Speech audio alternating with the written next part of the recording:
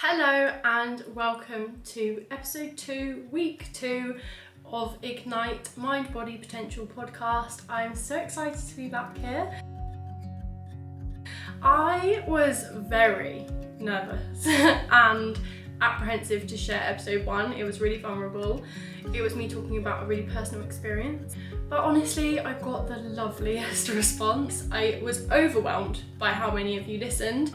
To actually come away from a platform like Instagram and take time out of your day to go to another place like Spotify, Apple Podcasts, YouTube, and listen to me talk for 40 minutes by myself is a big thing. So thank you so much for listening. I'm so happy that you've come back for week 2, episode 2, and I'm really excited about this episode. Got our first podcast guest on today, Bub.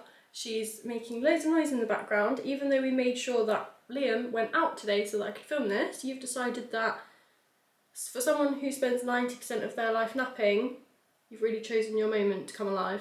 She's actually wagging her tail. Hopefully that's her settled now. Bob clearly wanted her moment. Do you know what I mean? She's seen how well episode 1 did and she wants to come back for a little bit of the spotlight. So at the moment, with this being a new podcast, I don't have any podcast sponsors and haven't reached out to any brands about sponsorship. However, this episode is sponsored by Ignite Online Coaching, Ignite with Taylor, which is my one-to-one coaching app. This is my baby, my pride and joy, where I get to work with you one-to-one on your fitness, well-being and nutrition goals. Depending on what your goal is, whether it's weight loss, weight gain, just gain confidence, or to simply like the body that you're in. I work with my clients on so many things. Through my coaching, my clients have found themselves in new healthy relationships, in new jobs that they enjoy, following new ventures. Even though the coaching app predominantly focuses on nutrition, training, yoga, hydration, creating habits, it's really, really incredible to see what other areas of my clients' lives improve off the back of just simply investing in liking themselves. So Ignite Online Coaching is, like I say, my one-to-one coaching app, and I'll be referring to that in this episode.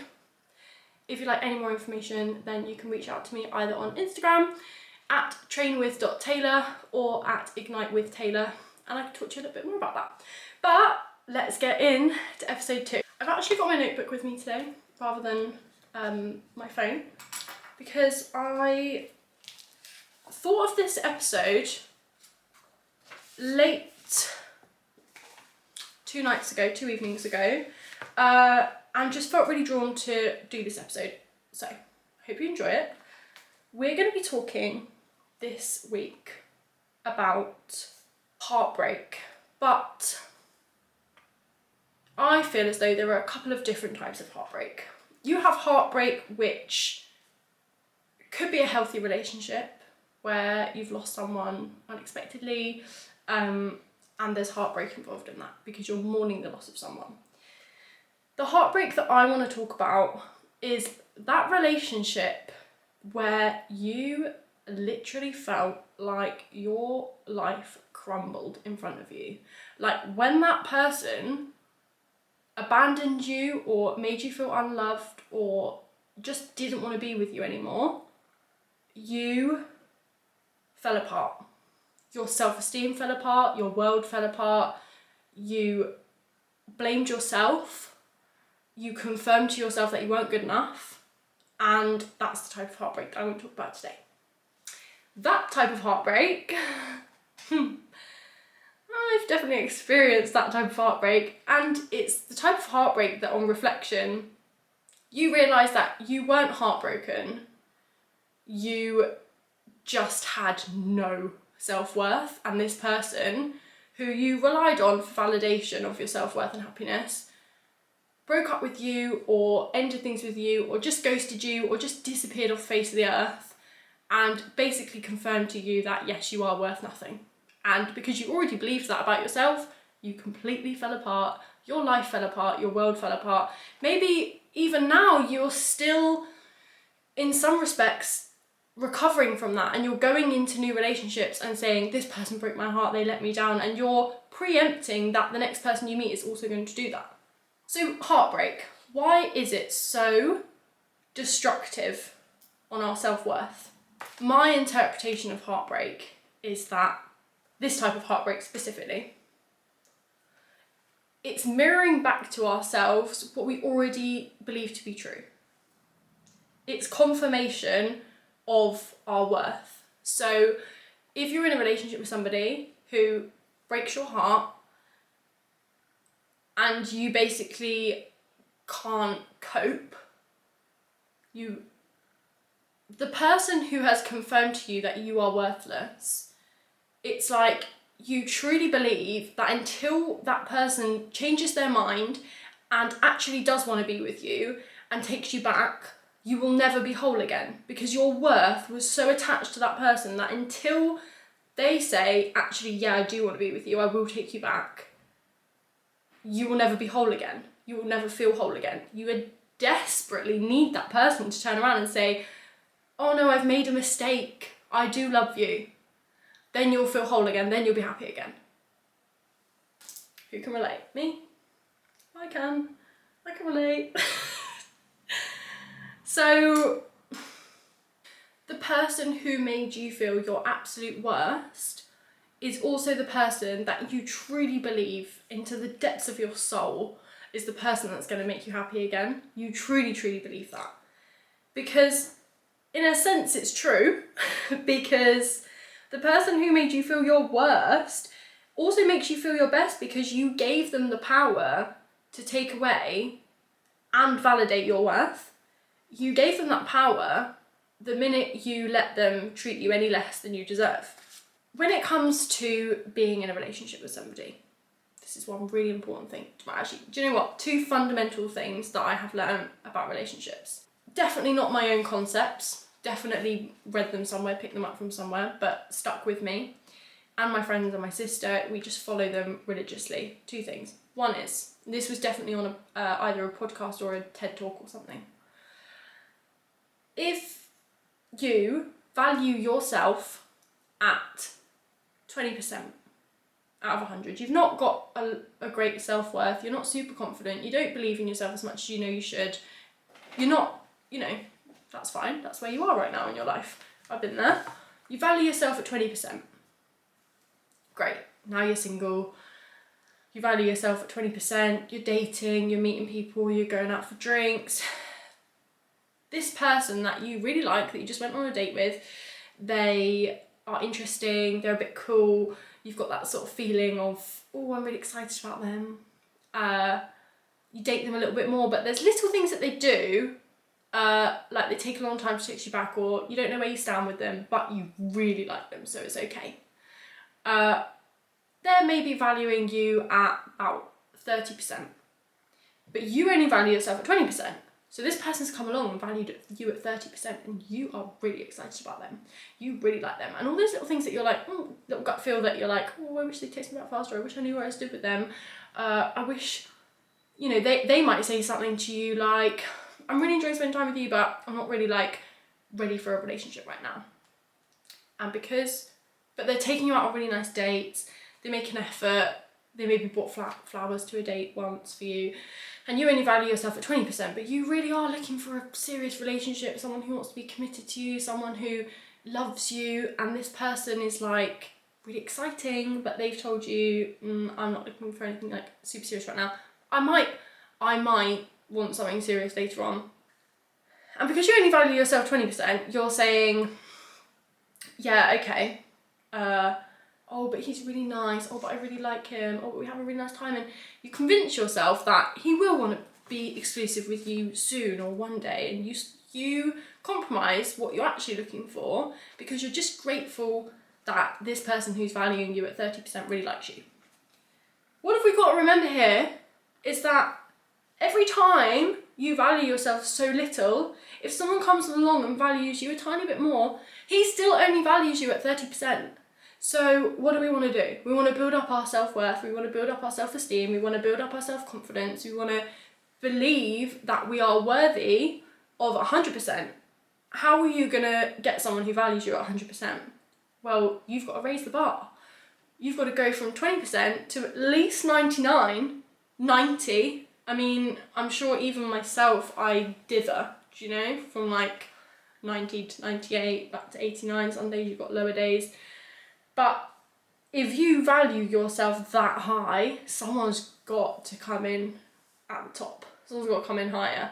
Because if I know I'm in a relationship, and let's say just before I met Liam, if I went on a date with someone who clearly only valued me at 45%, but I've worked my way up to 90. Do you know what I mean? I ain't got time for you. I'm a 90% girl. You're giving me 45. No thanks. And also, I know you're never going to be giving me higher than that, because I can tell by the way that you speak, by the way you act, by the way you're treating me already. I've seen the signs. I've been around long enough to know you're not going to meet me at 95%. So, that was the first thing. Second thing, 4 words that I want you to put in front of everything. This was my holy grail. Me and my sister were single at the same time. We're now both in really happy, healthy relationships. These 4 words were our saving grace. Because it's so easy when you get single and you start dating again, it's so easy to compromise your values and make excuses because you've done it before. 4 words. The right person wouldn't. The right person wouldn't. I want you to get familiar with those 4 words, and I want you to make them a regular part of your vocabulary. Let's give an example. I'm speaking to someone really nice. They don't text me back for 2 days. I'm speaking to my sister. I'm sat down on the sofa. We're having a chat. Oh, I really like him. We had such a nice time. But he hasn't texted me back for 2 days. Like, do I double text? No. Do you know why? Do you know what my sister would say to me, or vice versa? The right person wouldn't go 2 days without communicating with you. Let's be real. If I'm dating someone, if I've been on a couple of dates with someone and he doesn't text me for a couple of days, I'm just going to go ahead and assume that he's been speaking to other people. Likelihood, if you've started speaking on like a dating app, for example, likelihood is he's now speaking to someone else, and he's probably not going to let you know because he only values you at 30%. So we're not going to chase that person, because the right person wouldn't make you question whether they like you. The right person wouldn't make you question whether you're good enough. The right person wouldn't not let you know where you stand. The right person wouldn't. Yeah? So they're not right for you. And how freeing is it to approach dating and meeting the right person with a bar? Like, set a bar, set a standard. Don't be just grateful that someone wants to go on a date with you. Like, if you went for a job interview, it's the exact same concept. Don't go into a job interview just being grateful that they're going to give you the job. Go into the job interview working out whether that job is actually something you want to do. Work out whether, go in, don't treat a date like a job interview, because obviously you want to be less formal than that. But go on that date working out whether you like them. That's something that I've really installed in my clients when we talk about this kind of stuff is, don't just go on a date hoping that they think you're pretty. Don't just go on a date hoping they find you interesting or that they fancy you. Go on a date thinking, are you good enough for me? Are you going to value me enough? Are you going to be a healthy partner for me? Do I like you? Because I've been on so many dates when I was like single and before I really worked on my self-worth, and just really, really hoped that they fancied me. Or, I'm a tall girl, so I'm like 5'11". And I used to go on so many dates, like, just hoping they didn't mind that I was tall. What? Are you alright? What do you mean? Hoping they don't mind. Like, I'm beautiful. I have long legs. That's an absolutely great thing. And I truly had no self-confidence. And I'd go on these dates just hoping that they fancied me, hoping that they didn't mind that I was tall, hoping that they liked the way I looked. And I was so worried about whether they liked me that, to be honest, I overlooked everything. I was just grateful to be there, do you know? So, yeah. It's absolutely fundamental, non-negotiable, to build up your self-worth and confidence before you enter a relationship. So by the time I got into my healthy, happy relationship with Liam, I was able to just be myself. I was able to be silly. I make up songs, I sing, I dance, I'm goofy, I don't wear makeup. I am so truly myself, because in the past, like when I was approaching these dates and meeting these people, I was being the person that I thought I should be, or I thought they would fancy. But actually, when you go in to spending time with someone, being completely yourself, often, and I think I did read this quote once, if you were just your silly, goofy self and showed your true personality, that person probably would have liked you more, because the actual version of you is the person that someone's going to fall for, not a version of you that you thought they would like. So then when I got into my relationship with Liam, every single thing that I felt a little bit nervous to be, because I was still building up my confidence. Liam's, because he's a healthy partner, giving me the space to really be myself, and I feel like that's the person that I'm becoming now. You have to just say to yourself, there is nothing that I can do if I'm being myself that will push the right person away. That doesn't give you a green card to be like emotionally abusive or an unkind person. This is just about personality traits that are healthy and silly and happy. There is nothing I can do that will push the right person away. If being myself, my silly happy self, or if showing emotion in the way that I show emotion, or if just being who I am pushes someone away, then they're not the right person for me. And I had to constantly reaffirm that to myself. So that was one of my affirmations. Like, there is nothing that I can do if I'm being myself that will push the right person away. That really allowed me to let my guard down and just be truly myself in my relationship with Liam. And you know what the most beautiful, lovely part of that is? That Liam started to become his happy, smiley, goofy self as well. Because I was showing him that I was really comfortable to be that person with him, and that it was safe for him to be that person with me as well. So actually, through a lot of conversations with Liam, I know that I've got a completely different version of him than anyone else that he's been with before. And that's again, like, I have nothing bad or negative to say about any of my ex-partners, because I just don't care enough. I have nothing negative to say about any of Liam's ex-partners, because every single person that either of us have been with have made us the person we are today, taught us a lesson, shown us what we do and don't want. And I wish nothing but happiness for those people from his past and from mine. In fact, I would love for all of them to hopefully be healthier people than they were when we were with them, and have happy, healthy relationships like we do, because I think that's just good energy. But if he was the right person, is such a lovely thing to say to yourself, because it really just gives you that, do you know what, I'm just going to be myself in this life, be completely truly myself, and I will therefore make the right friends, I will therefore meet my people. If I do something silly in public and a girl looks at me like, what are you doing?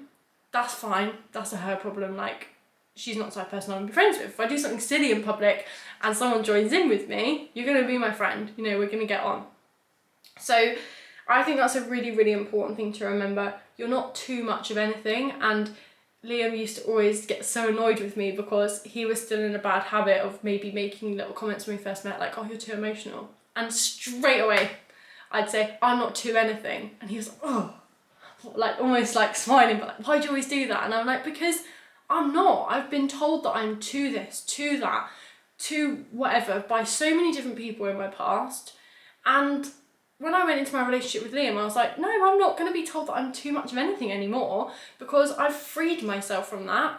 And now, obviously, we've been together a while. He never says you're too emotional. He actually now says back to me, like, if he goes to say it, he just will smile at me and say, you're not too much of anything. And I'm like, I know. But obviously you still have to have boundaries in your relationship, and also if Liam's going to tell me that I'm being a brat, I'll be open to it and be like, yeah, do you know what, I'm being a brat. So it's not like too much the other way either.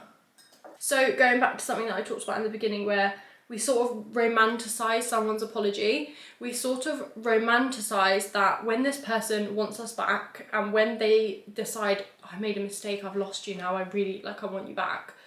We're doing ourselves a massive disservice, an absolutely massive disservice. And this is all circumstantially relative. Because there are loopholes. There are times where, you know, someone's maybe grieving the loss of a loved one and they're just not in a mental space to continue dating you, and they've communicated that with you in a lovely way, and they're, do you know what I mean? They're just not ready right now, and that's fine. You know what I mean? There's things in life that they're not just being a twat, but majority of the time, don't make excuses for people because they are being a twat. So when it comes to being not treated the way you deserve, whether that's dating or in a relationship, like, you didn't deserve to be treated that way, but in a way it is your fault because you allowed them to treat you that way for the length of time that you allowed them to do it, and then you further let yourself down because you're sat there emotional waiting for an apology and for that person to take you back. Again, you're doing yourself a massive disservice. You shouldn't be sat there waiting for that person to apologise to you for what they did to you. Because if they had the ability to understand what they'd actually done wrong and apologise, then you wouldn't be in the situation you're in because they would have never done it. Does that make sense? If someone had the mental capacity and emotional intelligence to apologise for the way they've made you feel, you wouldn't be sat waiting for an apology because they would have never done the thing in the first place. Again, there's a loophole. If they've learned that's not a way to treat someone, genuinely have the emotional intelligence to apologise and never do it again, that's growth. If they just consistently treat you this bad way and you're sat there waiting for an apology from them, don't, because really, you actually need to apologise to yourself. There's so many times where I thought I needed an apology from an ex, when actually I just needed to apologise to myself. I am so sorry that that was the worth that I placed on us, that I truly believed we were worthy of, that relationship was what we were worthy of, and that way I let them treat us is what we were worthy of. I'm so sorry.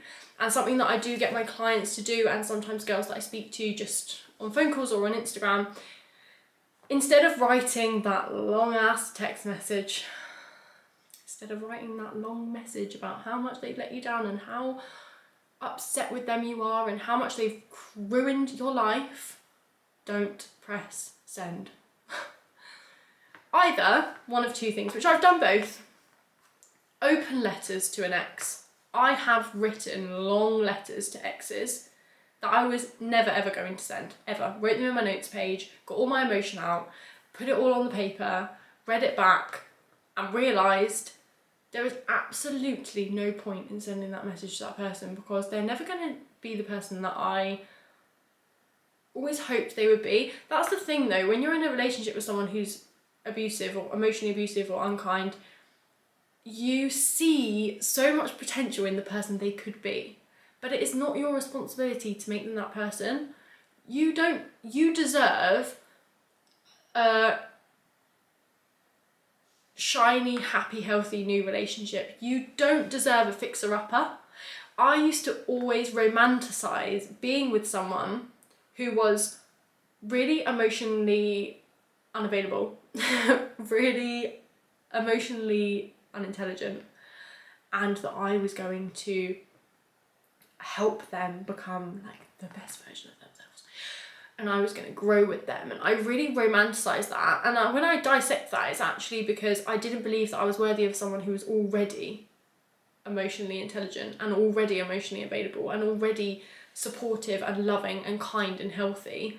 I thought that what I deserved was someone who wasn't that, but they were going to become that by being with me. But no, because then when I actually started building up my own self-worth, I realised I don't deserve a fixer-upper. I don't deserve a 30%er. I don't deserve a 45%er. I deserve someone who's going to meet me at 95+% consistently and when I decided that was what I deserved, that's what I got. Another thing that I find really, really interesting, which I have looked into a lot through my coaching and started to understand, is that, and this applies to anything in your life, your central nervous system actually becomes used to familiar pain. So if you are used to being abandoned, if you're used to being let down, if you're used to being broke, if you're used to not being able to afford to do things, if you're used to being with people that cheat on you, if you're used to being in abusive relationships, anything that and this also applies to if you're used to being overweight, if you're used to having a bad relationship with food, if you're used to hating your body, all of these things that your central nervous system actually becomes used to feeling. It becomes really comfortable with familiar pain, because all our bodies ever want to do is keep us safe. So emotions that we are used to dealing with, like abandonment, like being cheated on, you'll notice that, and I was stuck in this cycle, I always get cheated on. That was literally my belief system. I truly believed that. So of course, because I truly believed that that was what I was worthy of, and that was a repeating pattern in my life, it continued to repeat itself. And I just felt like such a victim. Why? I thought I'd picked the safe option this time and he still cheated on me. I always get cheated on. And it's because your thoughts become things, which I truly believe. What you think, you attract, which is why you have to be so careful about what you think and say out loud, I believe, because especially if you're on a high vibration, and you're like a natural manifester, which I am, then I have to be so careful about what I think and what I say out loud, because things just come quickly. Things happen really quickly, so I have to be really careful with that. But the more familiar you become with being treated a certain way, your body and your brain become used to that feeling and know how to process it. So actually, you might notice that the thought of being with a healthy partner, the thought of actually being in a body that you really love, whether that's a lighter body or a heavier body or a different shaped body, a different physique, the thought of being that person that you so wish you could be feels really scary. And it's almost like, yeah, and then what? Like, then it's all going to get taken away from me, then something bad's going to happen, because you physically can't fathom the thought of being truly happy and truly safe. Even now, like, I have to catch myself, because things can be going so well with my business, with my love life, with things that Liam and I are planning to do for our future at the moment, and I think, but then what? And then I have to say, no, there's no buts. There is no catch, there's no buts. You can literally have it all. You can have the body that you love, you can have a healthy relationship with food, you can have a healthy partner, you can do absolutely everything you want in this world. You can do a job that you love, you can earn money doing that job. It's been really hard for me to achieve that, because I just had so many limiting beliefs. But once you work through them, then the world is literally your oyster, and it is so possible for you. So start to become familiar with what your familiar pain is. Is it abandonment? Is it people cheating on you? Is it your weight? Is it your relationship with food? Is it your body? Is it your relationship with money? What is it for you that has actually become a really repeating pattern in your life? And work on that and changing your energetic medium. Work on raising that frequency and work on saying no, you're speaking up and not being afraid to speak up. Because if you're in a relationship where someone makes you feel a certain way, do not be afraid to say, no, don't speak to me like that, or don't treat me like that, or I don't like the way that you're communicating that with me. Don't be afraid that if you speak up, then they're not going to want to be with you anymore. Because if they don't want to be with you anymore because you have spoken up on your self-worth, the right person wouldn't. The right person wouldn't leave me when I express my emotions. The right person wouldn't abandon me for having self-worth. The right person wouldn't. So please, please, please do not oppress yourself through fear of this person not wanting to be with you anymore. Because if somebody leaves you for valuing yourself, they have done you a massive favour. And that's what I try and say to myself. I know for a fact there is absolutely no way that I could express my own values to Liam and him leave me because of it. Because I'm in a healthy relationship, that just makes our relationship stronger because we have so much respect for each other. We don't, like, if one of us raises our voice at the other one, whether that's me in the moment or Liam in the moment, and the other person says, whoa, don't speak to me like that, instantly, both whoever it is that's done it of us will say, I'm so sorry, I really shouldn't have spoken to you like that. Yeah, let me start again.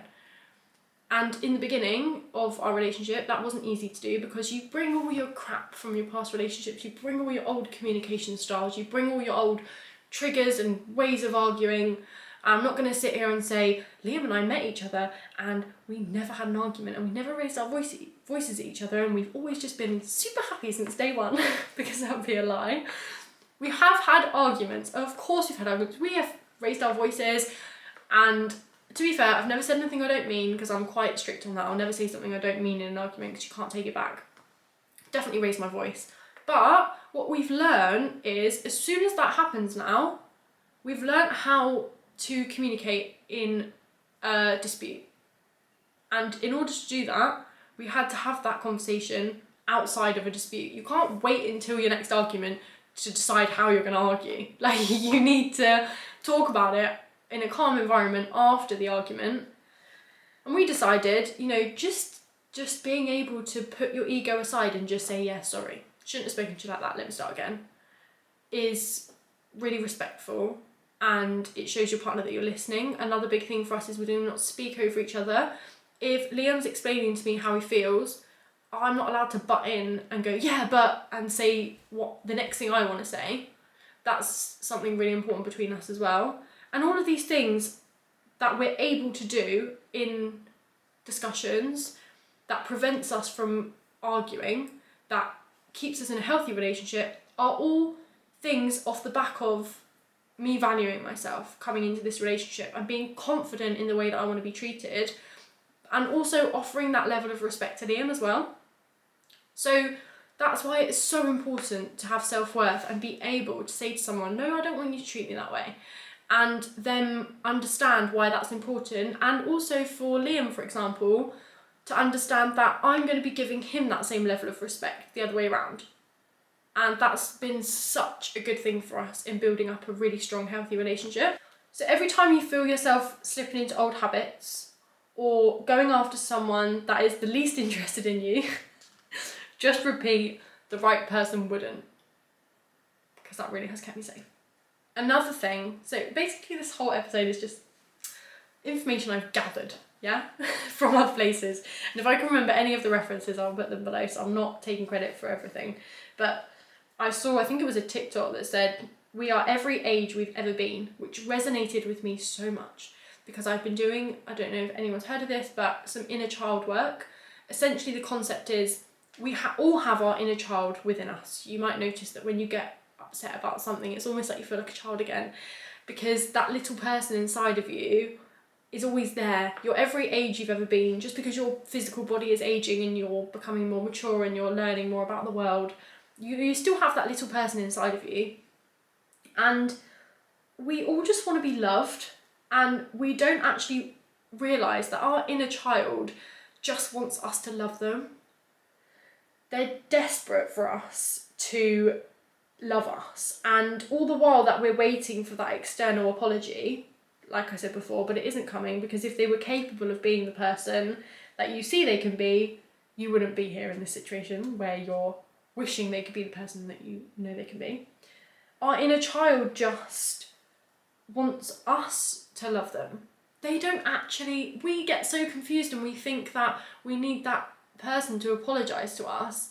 Actually, our inner child is just like, I just want you to be enough for you. Like, my little 5-year-old Taylor just wants to be enough for grown-up me, just wants to feel loved and secure and safe. So, and this is a conversation I had with a girl recently who spoke to me, who's decided to recover from her eating disorder, and it's a concept that she's been putting into her life this week, which is really, really big. just starting to apologise to yourself to build up that relationship and that confidence and that self-worth within yourself. I'm so sorry for the way I treated you and then my body. I'm so sorry to my body for the way I treated it. I'm so sorry that I put you in that position. I'm so sorry I didn't protect you from that person. I'm so sorry that I stayed in that relationship where you felt so unsafe for such a prolonged period of time. I'm so sorry that I compromised on our values because I thought that was love. Start apologising to yourself and that will be your healing. You don't need that external apology. Everything is from within, and that is the way that you will build up your self-worth. And that's a really amazing thing because you're capable of doing it all by yourself. And not in a way that you should then go the other way and become that strong, independent woman. I don't need anyone. Of course, it's lovely to be loved. I love spending my life with Liam. I love having that partnership, that friendship, that I can rely on him for things and I can go into my feminine energy and allow him to look after me sometimes, and that still feels safe. And I think that's a big misconception. Doing this self-worth and being enough for yourself doesn't mean then that you should, push all men away and say, I'm a strong, independent woman, I don't need anyone. Because then you're just actually hurting yourself even more because you still haven't done that healing work. And then off the back of us not apologising to ourselves, if we don't do that, I know it feels a bit silly to start with, but just try it, because I know another thing that some people do is put a little picture of a younger version of them up on the mirror. So every time you look in the mirror and go to say something not nice to yourself, you're looking at that younger version of yourself and realising that that's actually who you're speaking to.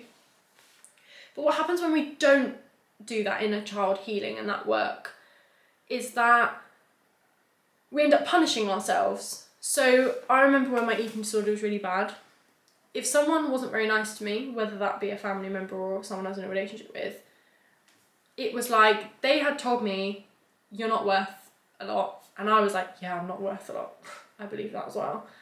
I punished myself. That's when my eating disorder came in, because it was like other issues come up, like anxiety, depression, like it's our fault they didn't love us. So we're just going to punish ourselves. And it's massively triggering if someone doesn't speak to you very nicely, if you do suffer with an eating disorder or any mental health problems, mental health disorders. When you're in a situation where someone makes you feel not good enough, you instantly turn in on yourself and start punishing yourself. Why? Why do we do that? I mean, I don't do it anymore, but why did I do that for so long? Because I should have been there protecting myself. Every time someone maybe makes me feel small, or like a bully, for example, I will now say to myself, that's their them problem. You're good enough. You're more than enough. You're going to go about your day happy, healthy, safe, loved. I affirm it to myself, because once I just built that force field around myself where no one else can project their insecurities, their unhappiness, their anger, their issues onto me, because I love myself. And it's going to take a lot now to tell me that I'm not worth much. It's going to take a lot, because I know I am. And now that I believe that I'm so worthy of everything, so many good things are happening for me. Like I say, I'm in a healthy relationship. I'm able to have a healthy relationship. I've really unlocked my earning potential with my business, which I'm not afraid to say. It's taken me a long time. When I first started my business, it was uphill, with money. And I knew that the only reason wasn't because I wasn't worth a lot, wasn't because I wasn't good at my job. It's because I had so many blockages about being able to earn money doing something that I love. So many limiting beliefs. And I attended lots of little workshops and stuff where people were talking about money affirmations and unblocking those belief systems, and I've been doing the work and it's working, but all of that has built up my self-worth as well. So how do we know whether we are in a healthy relationship or not? It's not just about whether that other person is healthy, it's whether we are healthy. Think about the reasons why you're with that person, and then think about the reasons why they're with you as well. So one thing that I learned through a reading that I had, which was kind of like a bit of a therapy session, write down all the things that you're good at. Write down all of the things that you're great at and all of the values that you have. So you might be a great listener. you might be really empathetic, and you might have been told in the past that, oh, you're too emotional. No, because being emotional makes you empathetic, which means that you're caring, which means that you might have a job which allows you to, like I do, help other people. Because I'm empathetic, because I genuinely care, I'm able to do that job. So a lot of the things that people in the past have maybe told you are negative things about yourself are actually really big positives, really lovely traits. So don't let someone tell you that you're too much of anything. If someone says to me now, you're too emotional. No, I'm not. I feel emotion, I'm empathetic, and it allows me to do the job that I absolutely bloody love. And that's the sort of stuff that I would say to Liam, and he'd just be like, oh, you smile, like, you've always got something to say. Yeah, because those are my affirmations, so no one can say anything to me now to put me down, because I know who I am. Just ask yourself not only what are the reasons why you're with someone. I know that there's a viral TikTok going around at the moment with a therapist saying that if someone asks you why you're with that person, and you say, I just can't explain it, like we just have this like connection, and like either that, or that was what it says in the TikTok, or what I find a lot with my clients is openly some of the girls will say, oh, because he loves me, because he wants to be with me, because I just can't be single again, because I won't find someone, I just can't do it, I can't go through that. It's almost like being with someone because they want to be with you. It's not really a reason to be with someone, because you deserve more than that. It's never, ever, ever, ever too late to start again, no matter what age you are. Everyone is on their own path, and I met Liam at 27. Was it 27? I've been 26, 27. But if I'd met him at 40, or if I'd met him at 50, or if I'd met him at 60, and we had the relationship we have now, it wouldn't have been too late, because that would have been when I was supposed to meet him and when we were supposed to have the relationship we have now. Funnily enough, Liam actually messaged me 2 years before we ended up together, and the timing would have not been right. Like, he wouldn't have been the person that he is. I definitely wasn't the person that I am. We wouldn't have had a healthy relationship. We would never have had this experience that we're having right now. So if you're 40, if you're 50, if you're 60, and you're listening to this and you think, oh, she's met someone like really healthy at 26, 27, it's too late for me. No, because everyone's on their own path, and I personally think that I did fast track quite quickly, get into my healing journey, my self-awareness, my understanding at an early age, because this job that I'm doing is my sole purpose. I've been told that in readings, I believe it, it's what I was supposed to do with my life. Whenever it is that you start your healing journey, it is never too late. If you decide at 40, at 50, at 60 that you deserve more, do not stay where you are, because I know it's really soppy, but if I had met Liam at 70 and we just had 10 years of the love that we have now, like, that would have been worth having. So don't limit yourself. Don't think, oh, well, I'm 30 now, or I'm 40 now, so, or whatever age you are, it's a bit late for me. Like, yeah, it's a bit late for me. Like, oh, I am who I am, I'm with who I'm with, and that's my life. Like, you're really doing yourself a disservice. You were supposed to have that little push feeling inside of you to do the self-work on yourself, to maybe meet someone new, and not settle at whatever age you have that inkling and that feeling to do it. Yeah, don't limit yourself because of your age. It's never too late to start again. It's never too late to move to a new city. It's never too late to date. You're not too old. You're not too late. You're not past it. You're not anything of those things. You are just a soul having a human experience. You are a soul having a human experience. Your body is your body to allow you to survive on this planet with the, like, what's the word? The atmosphere, to survive in the atmosphere. Your skin is waterproof, your legs allow you to walk, your arms allow you to hug people, your eyes allow you to see, you've got your senses. Your body is just a means to an end to be here. But but your soul and your personality and your purpose is so much more than that. So don't decide because society told you that you should be settled down at a certain age with kids and married means that I best stay with the person I'm with now because, well, they want to be with me and I don't really want to date again, and I might just end up being by myself, or I might not ever meet anyone. Well, you're not going to with that attitude. So, what have we learned today? Value ourselves. Always. You can always value yourself more. I'm sure that my journey on valuing myself will continue to grow. The right person wouldn't.